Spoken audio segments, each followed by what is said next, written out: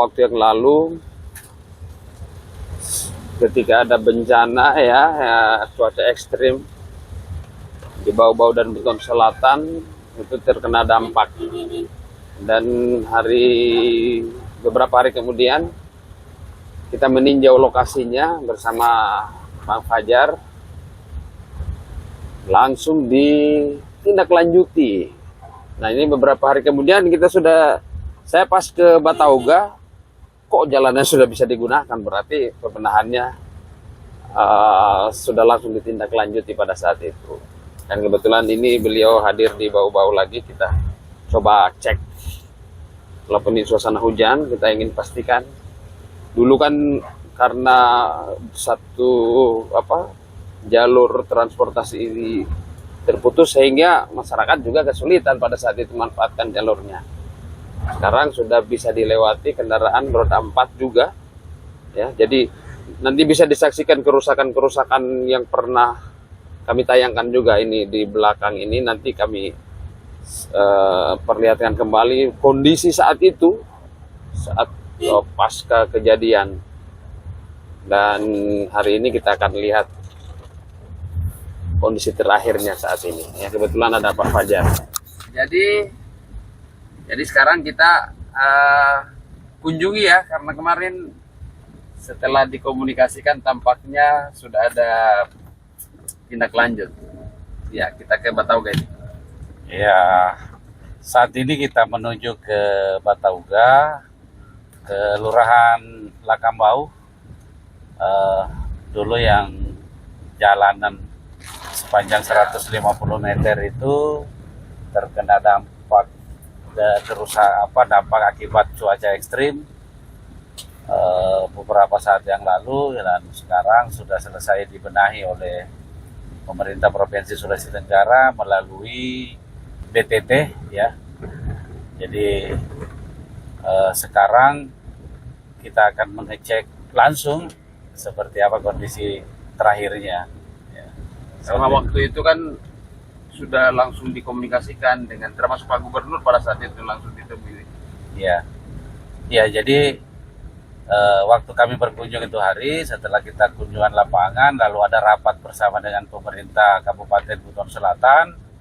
Saya didampingi oleh teman-teman dari Badan Penanggulangan Bencana Provinsi. Terus kita rapat bersama Bupati dan Musbida serta beberapa pihak. Setelah itu kita tindak lanjuti lagi dengan rapat bersama Gubernur, meeting khusus bersama Gubernur terkait dengan tindak lanjut dari penanganan kerusakan jalan itu. Dan alhamdulillah setelah itu lalu dilakukan pekerjaan pembenahan, dan saat ini sudah selesai dan sudah bisa dimanfaatkan oleh masyarakat Kabupaten Buton Selatan. Ya. Jadi ini kita sudah masuk di kawasannya ini. Nanti kita lihat bagaimana kondisi waktu kejadian, dan ini kita sudah sampai di tempatnya. Dulu ini di sini. Dulu ini rusak. Ini rusak jalanannya sepanjang 150 meter di depan ini, terus kemudian ya di belakang di belakang ini tidak bisa dilewati. Ini rusak 150 meter ke sana, terus lewat sini, jadi masyarakat pengguna jalan ini harusnya dialihkan ke sini lewat ke belakang sana, dan ya terjadi kemacetan setiap harinya. Nah sekarang sudah bagus. Yes.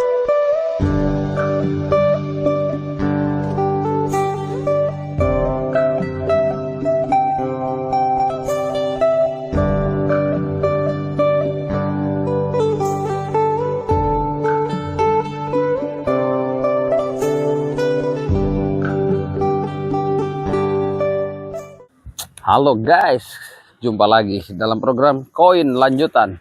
Masih bersama Bang Fajar Ishak. Jadi hari ini saya berada di Batauga, Pantai Batauga. Dulu kita pernah ke sini karena di sini ada kerusakan. Pada saat itu ada akibat cuaca ekstrim, dan tempatnya di sini di belakang saya. Ada sekitar 150 meter kerusakannya pada saat itu. Jadi waktu itu tidak bisa dilewat kendaraan, sehingga arus lalu lintas harus dialihkan masuk ke dalam. Ya, kita lihat suasananya. Karena sekarang tampaknya sudah dibenahi. Yuk. Yang garis pantai di sini dulu ada tanggul sejauh 150 meter. Itu porak-poranda. Setengah dari jalanan ini tidak bisa digunakan. Nah, sekarang sudah bisa dilewati karena sudah diisi, sudah dibenahi, sudah ditimbun. Dan waktu itu pada saat kejadian saya mendampingi Pak Fajar Ishak, anggota DPR Provinsi, langsung turun melakukan peninjauan, menggandeng BPBD untuk melihat apa yang harus dilakukan di tempat ini. Ini sudah ditimbun dan sudah bisa dilewati oleh kendaraan.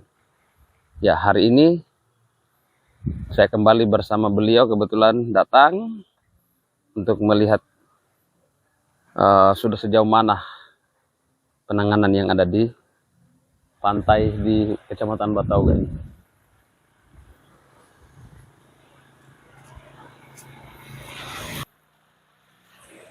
Ya, dulu waktu kerusakannya di sini tidak bisa dilewati nih.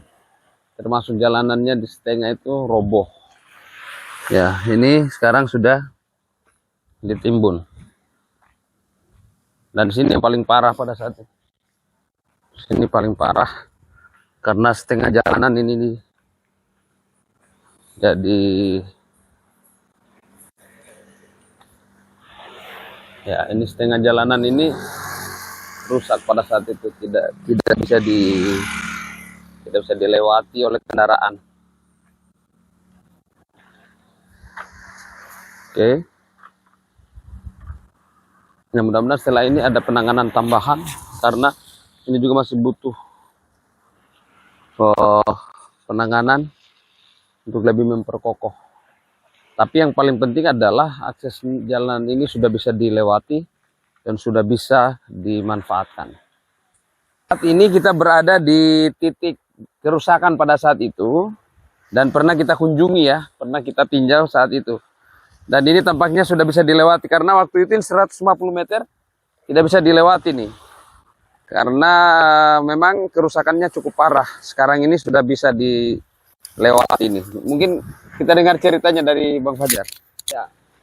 Waktu terjadi suasana cuaca ekstrim itu yang porak-porandakan, jadi daerah ini, jalan ini sepanjang 150 meter tidak bisa dilewati oleh kendaraan karena terputus akibat kerusakan yang begitu berat di sana. Tanggul ini jebol, kemudian jalannya juga ikut runtuh dan itu mengancam pemukiman yang ada di sekitaran sini.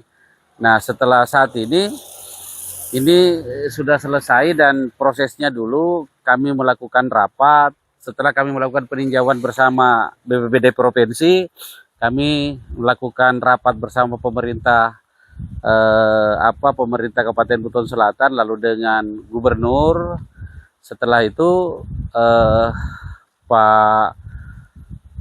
dari pihak pemerintah, BPBD dan Dinas Bina Marga menghitung kebutuhan dana yang akan digunakan untuk membenahi jalan ini, apalagi jalan ini jalan status provinsi, status jalan ini jalan provinsi. Kemudian setelah dihitung, lalu kemudian sudah diketahui jumlah berapa dana yang dibutuhkan, selanjutnya Pak Gubernur membuat peraturan gubernur untuk menjadi dasar dikeluarkannya dana biaya tak terduga yang ada dalam postur APBD untuk kepentingan bencana seperti ini atau biasa disebut dengan dana kontingensi. Jadi memang pada saat itu kami tiba-tiba dihubungi oleh Bang Fajar karena kebetulan di Komisi 4 ya. Komisi 4 itu mungkin membidangi tentang itu, Bencana. Tentang bencana. Dan hal-hal seperti ini memang karena masyarakat sangat membutuhkan, terus mengharapkan penanganan, tapi waktu itu tiba-tiba langsung dari DPR langsung Bang Fajar datang dengan menggandeng BPBD. Ya, jadi waktu itu sempat mencatat dulu ya, atau mendengar informasi dulu dari. Iya, jadi kami turun, saya turun bersama dengan mereka dari tim-tim teknis dari BPBD.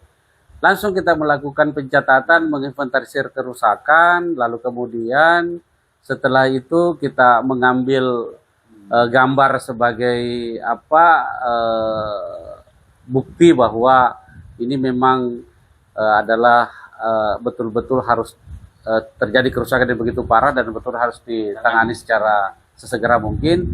Dan saat itu setelah dilakukan peninjauan lokasi dan komunikasi dengan pemerintah daerah dan selanjutnya dihitung jumlah kerusakannya, kebutuhan dana yang dibutuhkan seperti apa, dan kemudian didapatkanlah dana itu, lalu kemudian ditetapkanlah status darurat bencana. Jadi harus memang ya, ada status begitu dulu harus ya, ada statusnya. Ya, status darurat bencana, lalu kemudian dikeluarkanlah dana BTT, bantuan tak terduga dari APBD provinsi yang selama ini ada dalam postur APBD untuk kemudian dimanfaatkan untuk kepentingan dana-dana kontingensi bencana seperti ini. Ya. Jadi memang waktu itu ini sangat parah sekali ini. Nanti kami tampilkan juga gambarnya. Kebetulan kami juga ikut serta pada saat itu. Dan ini sangat kesulitan aksesnya karena di sini jalannya sempit, terus masuk lorong ke dalam. 150 meter ini memang jalur utama ke Sampulawa dan seterusnya. Ya, jadi harapannya pada saat itu kan, pada saat itu kerusakan parah. Ya. Apa yang ada dalam pemikiran Abang pada saat itu? Ini, aduh, kasihan masyarakat nih. Iya, jadi tentu kalau jalanan terputus berarti kan akses masyarakat menjadi terputus, terhambat. Lalu kemudian bagaimana dengan perputaran ekonomi yang ada di daerah ini tentu juga ikut terhambat, baru di tengah masih suasana pandemi COVID, sudah terhalang lagi dengan bencana seperti itu, dengan kerusakan jalan, sehingga ini memang harus gerak cepat untuk dilakukan pemenahan. Nah mungkin, dan memang ini juga tidak serta-merta, beberapa bulan kemudian baru bisa dilaksanakan. Karena untuk mengeluarkan dana kontingensi dari dana biaya tak terduga yang dalam postur APBD itu juga bukan bisa dilakukan dengan serta-merta. Ada beberapa instrumen yang harus dipenuhi untuk itu. Dan memang saat itu tampaknya dari daerah juga langsung mengikuti instruksi untuk menyiapkan semuanya. Ya. Dan alhamdulillah memang hal-hal seperti ini Pak Gubernur Pak Ali Masih sangat peka, dan begitu beliau tahu dan langsung memerintahkan untuk melakukan gerak cepat. Dan kami sebagai mitranya di DPRD juga tidak tinggal diam. Saya sebagai pimpinan di Komisi 4 yang membidangi, salah satu yang membidangi kebencanaan, langsung turun tangan. Merespon ini dan kemudian membackup apa yang akan dilakukan oleh pemerintah Provinsi Sulawesi Tenggara. Yang pasti bahwa sesuai kapasitas juga ya, seorang wakil rakyat harus dong memberikan pelayanan atau mendengarkan keluhan masyarakat tanpa disuruh pun. Kalau misalnya kejadian seperti ini kan memang butuh penanganan, tapi yang mengkomunikasikan dengan pemerintah juga harus penting, lebih penting juga tentunya. Dan ya ini salah satu dari lanjutan dari Koja inspiratif kita dengan Bang Fajar. Ada hal yang menarik juga sebenarnya, karena beliau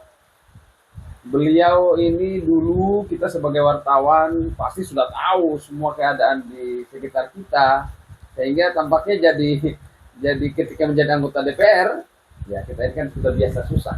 Jadi untuk melihat orang susah itu tampaknya juga sudah lebih akrab. Gimana melihat kondisi masyarakat hari ini? Artinya menjadi anggota DPR kota satu periode, ini provinsi satu periode, tapi kebutuhan masyarakat itu tidak akan pernah berhenti untuk kita berikan perhatian. Apa yang menjadi tantangan ke depannya lagi nih, atau obsesi lagi nih? Jadi saya ini sudah berkeliling melihat, paling tidak di dapil ya. Dapil saya itu kan, daerah pemilihan saya itu kan Kota Bau-Bau, Kabupaten Buton Selatan, Kabupaten Buton Tengah, dan Wakatobi, Kabupaten Wakatobi. Saya sudah melihat berkeliling terkait dengan kebutuhan masyarakat. Saya sudah pahami apa yang dibutuhkan oleh masyarakat. Tinggal saya berpikir bagaimana bisa mengambil peran untuk membantu mereka, tentu dengan kita melihat skala prioritasnya. Karena kami di DPR itu mendorong pemerintah untuk kemudian melakukan langkah-langkah membantu masyarakat atas apa yang dibutuhkan, apakah dia butuh infrastruktur, apakah dia butuh bantuan sifatnya pemberdayaan, atau dia butuh bantuan pelatihan dan lain sebagainya. Kami mendorong itu, tugas kami mendorong kepada pemerintah yang dalam hal ini OPD yang membidangi untuk segera melakukan penanganan atau menganggarkan kegiatan-kegiatan seperti yang diinginkan oleh masyarakat. Kami di DPR itu mendorong, lalu kemudian pada akhirnya nanti kalau mereka di pembahasan anggaran kami menyetujui apa yang diusulkan. Kalau belum ada juga yang diinginkan oleh masyarakat yang diserap oleh kami melalui reses dan apalagi namanya aspirasi yang disampaikan langsung kepada kami oleh masyarakat, maka pada saat pembahasan anggaran itu kami kemudian melakukan komunikasi dengan pemerintah agar memasukkan itu dalam skala prioritas. Ya. Jadi biasanya juga nih masyarakat kan pengen dapat bantuan, tapi kadang-kadang, aduh kita mau sampaikan kemana? Biasanya di tataran dari kelurahan sampai mungkin pelosok-pelosok juga itu mereka butuh pemberdayaan. Gimana caranya mereka mengkomunikasikan sehingga di DPR juga, wah ini loh ternyata bantuan ini harus tepat sasaran. Nah, ada kan selentingan biasanya, aduh kadang-kadang yang layak dapat bantuan tidak dapat. Tapi mungkin cara komunikasi, gimana itu kalau ada masyarakat seperti itu? Ya, jadi sampaikan keinginannya. Jadi sekarang ini bukan hanya lisan. Jadi penyampaian atau misalnya ada keinginan masyarakat untuk membuat ini atau pemberdayaan ini, itu tidak boleh secara lisan. Jadi itu disampaikan secara tertulis kepada pemerintah provinsi, dalam hal ini gubernur, kemudian melalui OPD-nya misalnya, terus menyampaikan ke kami juga untuk kami kawal. Setelah itu komunikasi terus harus dibangun. Kemudian pada saat pembahasan anggaran, kami pasti mengingatkan pemerintah terkait dengan usulan-usulan masyarakat itu. Nah, tentu tidak semua usulan itu bisa direspon, bisa diterima karena ada regulasi yang membatasi. Ya, ada regulasi yang membatasi. Nah, kalau tidak didukung oleh regulasi, tentu tidak bisa juga diprogramkan oleh pemerintah provinsi, karena itu kan menjadi temuan merugikan daerah dan kemudian merugikan masyarakat itu sendiri. Yang pasti kan ada pemerintah kabupaten dan kota, mungkin bisa juga dikomunikasikan melalui pemerintah daerah. Kemudian kalau misalnya ada yang bisa dihandle provinsi, maka di DPR provinsi juga akan bisa membackup. Intinya kalau masyarakat punya keinginan seperti itu dan kesulitan, tidak susah lah, bisa menghubungi saya untuk kita sama-sama berjuang. Oke. Ya, kita berharap nanti juga semua kegiatan-kegiatan masyarakat, ya kita tidak ingin masyarakat itu kesusahan ya atau kesulitan, tapi tahap demi tahap juga harus menjadi pertimbangan karena pemerintah juga punya regulasi. Oke. Kita singgah ngopi guys. Sana di Bandar Batawi di Laompo, ceritanya Laompo itu yang kita tinjau tadi di belakang sana yang kerusakan. Hujanan langsung ngopi dulu. Ya, kita nikmati dulu kuliner. Ada pisang molek sama ote-ote. Otek.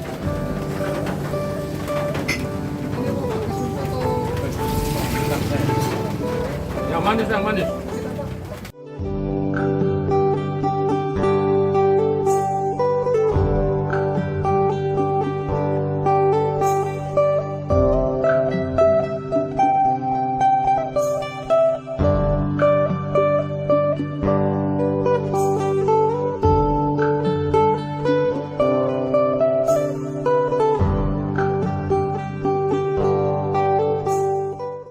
Suasana di pantai Batauga hari ini yang dulu kena dampak cuaca ekstrim, ini dulu tidak bisa terpakai nih. hancur sepanjang 150 meter dan sekarang sudah ditimbun, sudah dilewati oleh kendaraan. Waktu itu lalu lintas dialihkan jalurnya di sini karena memang ini parah. Sekarang sudah ditangani ya.